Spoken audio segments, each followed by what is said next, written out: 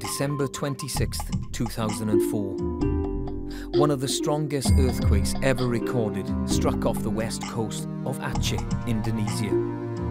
Within hours, the tsunami strikes, on a day that will never be forgotten.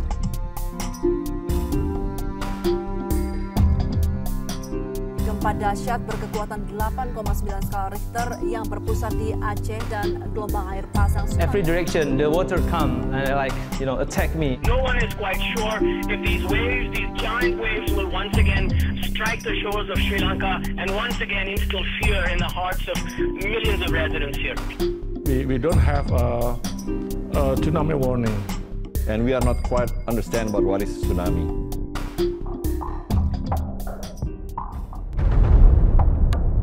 There was no way of warning because tsunami disasters was not on the agenda. The only warning it came from people surrounding. It's still like, come on, the water is coming to our land. Then we start to realize that it is something very big. That wave is a good 15, 20 feet tall. Easy.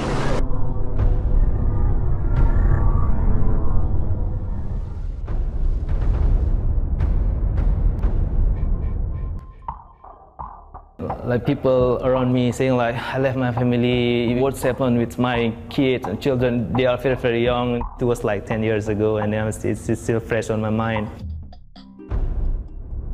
The tsunami of 2004 changed the way the world approached natural phenomenon. The scale and impact of the disaster forced governments and institutions to react and prepare their people. The tsunami of 2004 was a wake-up call for many organisations, really in terms of joining up between those forecasting disasters and those having to respond to disasters. The mechanisms to get information to people at risk didn't exist. People weren't educated about the event, and there were no monitoring systems within the Indian Ocean to detect whether a tsunami had been generated, how big it was, and the areas that it might affect. Indian Ocean tsunami was an eye-opener actually for the disaster management community in the region, particularly in the Indian Ocean countries. In the aftermath of the tsunami, the Asia-Pacific region embarked on a collective effort to build greater resilience to disaster. In 2005, the United Nations Economic and Social Commission for Asia and the Pacific, ESCAP, partnered with Thailand and Sweden to set up a trust fund to strengthen early warnings for tsunamis.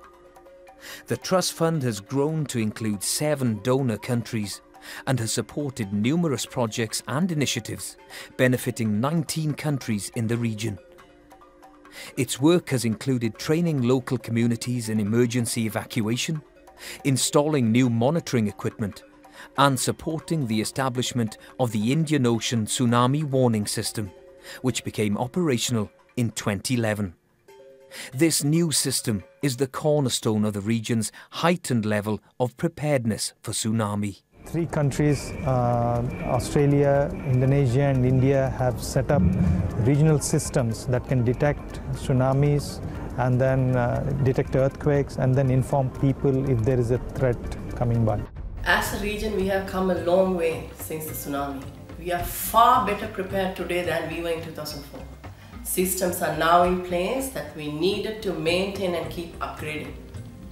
There is still much more work to do, especially to ensure that the most vulnerable and remote communities at the last mile are reached with timely warning information. Regional cooperation is key. The challenge is to keep these systems going. That requires maintenance, it requires commitment of the institutions involved, it requires political commitment, it requires budgets to be in place, it requires, again, international cooperation. The tsunami was instrumental in taking the world to a higher level of tsunami awareness. It took the event to get the warning systems in place, get the governmental and non-governmental systems to operate at the level that they should have been before, but they weren't. The tsunami and Hurricane Katrina and other incredible disasters, Haiyan, all prompted action inside and outside of government to operate at a higher level. The most lasting legacy of the 2004 tsunami is that the whole world realised it is time for action to prepare communities for future disasters. In January 2005, in Kobe, Japan, 168 governments adopted the Hugo Framework for Action. This is a 10-year plan to reduce disaster impacts on nations and communities.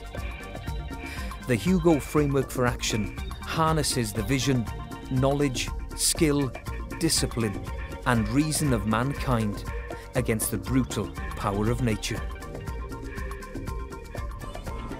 It's created a common language, a sense of perception, a direction given by its priorities and goals and action.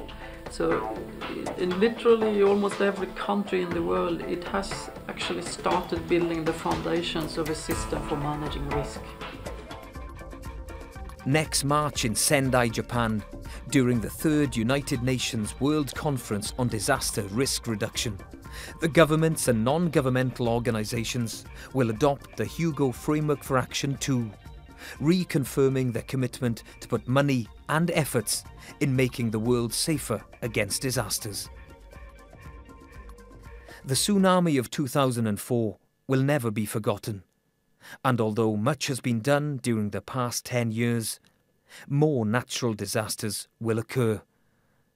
Ongoing preparations for disaster events must therefore continue.